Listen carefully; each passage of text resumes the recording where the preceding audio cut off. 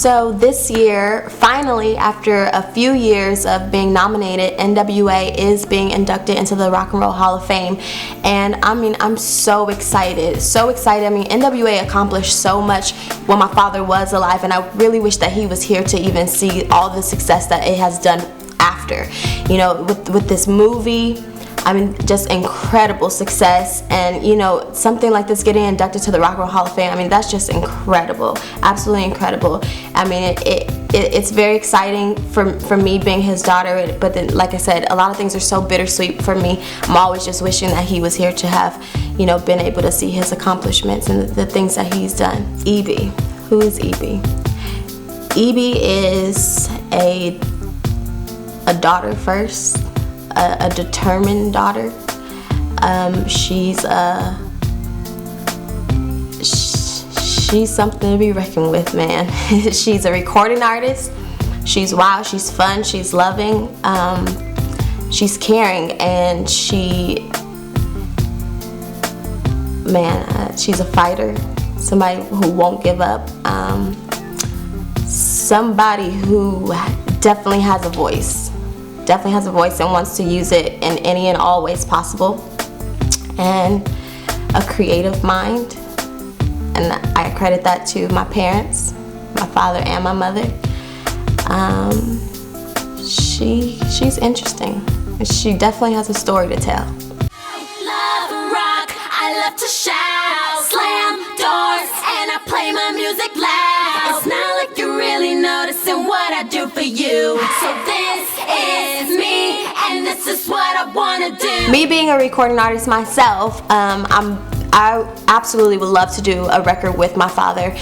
You know, I don't do gangster rap like him. I am a pop singer, so you know, but it's pop urban. It's definitely pop urban. So you know, Ebie featuring Eazy-E song. I mean, to me, I mean, I can't really describe what record is out now that I can compare it to. I mean, I don't even think there's anything like this at all. Like, I know you compare like Natalie Cole and Nat Cole, but you know, that music's completely different. You know, this will be a lot more commercial, a lot, you know, young pop vibe. I don't know, I mean, I haven't done it yet. I mean, I'm looking forward to doing that one day, and of course, now that there's an Eazy-E hologram, thanks to myself and actually two of my brothers, you know, you'll be able to see Ebie and Eazy-E actually perform together on stage.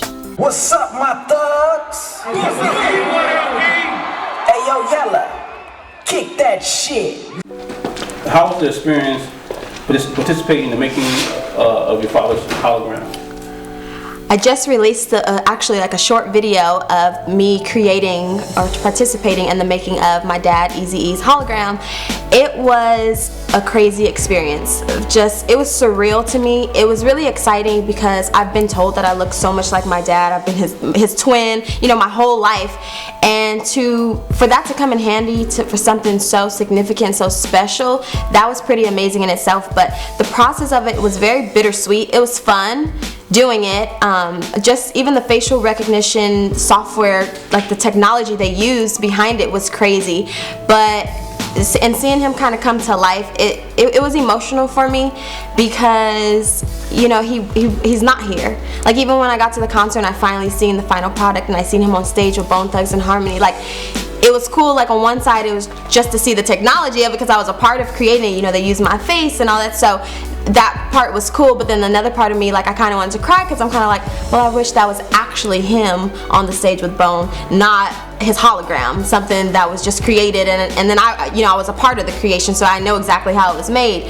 But all in all, I think for the fans, I think it was really exciting. I mean, I was at the concert when he came out, and it's like 30,000 plus fans screaming, and like it was amazing. I want to ask you personally, do you feel like Suge Knight had any direct effect on your father's death?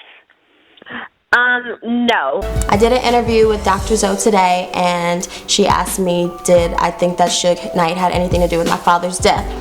I did tell her that I didn't think that he did, and I am working on a documentary called No More Lies, a Ruthless Scandal. And in that documentary, I'm going to be going back on my own journey, discovering the truth, what happened to my father, you know, with the guidance from my mother, Tracy, who was there with him at the time, and a lot of people that were, you know, from business associates, friends, bodyguards, all kinds of people that were there. you know, this is not, I know a lot of people say, well, how can you do a documentary and talk about your father and you were only 4 years old? Well, first of all, it's my father, so I spent 21 years trying to figure out what happened, and I've talked to many people, and you're going to see all of that on camera. You'll be able to follow that. Also, my mother was with him for a very long time, and she was there at the time. So yes, I do have a lot of people who will be speaking. It's not like I'm just going to like convey their stories. You're actually going to get to hear them talk. You'll also hear from my family. Everybody will get the opportunity to say their feelings or things that they know or things that they've seen or things that they've heard.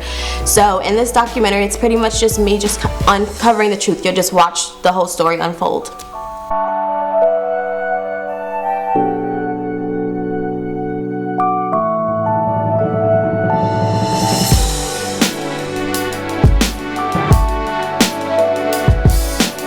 In reference to BG Knockout's interview, yeah, there's a lot of conspiracy theories out there. There's a lot, and you know, I'm gonna touch on all of them. But I will say, you know, a lot of people think that Jerry Heller is a bad guy, and in my opinion, he's not at all. He's been like family to me. He was like a second father to my father, and yeah, you know, I personally don't think that Jerry Heller had anything to do with it at all. Well, which sibling are you closest with? I'm closest with my sister Eric Eazy-E Wright, and she's actually producing the documentary film with myself along with my mother Tracy. I understand you're doing a documentary, but was there a particular reason you chose a documentary over a book, or would you be doing a book in also in the future? I chose to do a documentary over a book because basically, as long as you got people that want to learn about all this and they want to hear it. First of all, I don't even think too many people go and buy books and read books and gonna take the time to read a story. Like, I'm just being honest. And it's 2016. I guess it's like telling the real and not holding back, giving up, you know, the reality from the street point of view. I don't think that I would really be able to get the story across that much on paper. I think people need a visual. You need to be able to hear these words coming out of everybody's voice, you know, mouth. You need to hear these stories. I think that it'll just get the point across a lot more. But actually, my mother, Tracy Jernagin, is actually working on a book herself where, you know, maybe down the line you guys can talk to her about that. But, you know, her story, you know, before my dad, during my dad, and after. So, you know, I'll leave that part to her. For me, definitely want to get the documentary out there. Again, No More Lies, A Ruthless Scandal. You'll be able to hear me speak. You'll watch this journey, and you'll be able to hear everyone that was around my father tell their side. My fondest memory of my father, I tell everybody all the time, it had to be my 4th birthday party, which is the last birthday party that I had with him, and maybe that's why it's something that stands out in my mind so much until this day. But my birthday party was like a amusement park called Buwinkles. I don't even think they have it anymore, but I definitely remember him rolling up there and even bringing me this TV, and I just remember, the whole entire party, it just stands out like that. That's definitely my fondest memory with my dad, just having fun that day and celebrating my birthday. I definitely feel like my father has came and visited me and tried to communicate something. I don't know exactly what it is, like from my interpretation, like what I kind of got out of my couple experiences really is just him kind of letting me know that he's still here, which to me, I never know if that's it's a comfort feeling like he's here and he's watching over me, but then it's also kind of not, because I'm feeling like, you know, that's why I'm working on this documentary. Like, I don't feel like there's been any justice for my dad at all.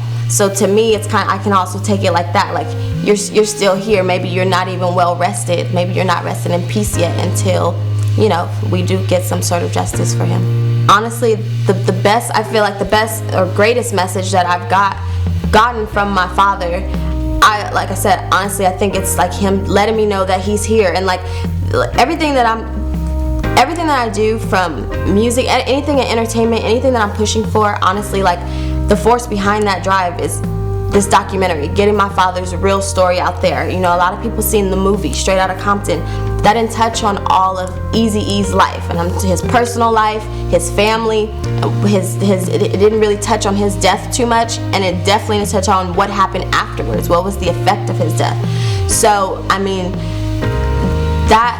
this documentary is so important to me, and getting this story out of there. I mean, honest, it's gonna change history. It is. It's gonna definitely rewrite Eazy-E's history. Hey, DatzHott.com. How you doing?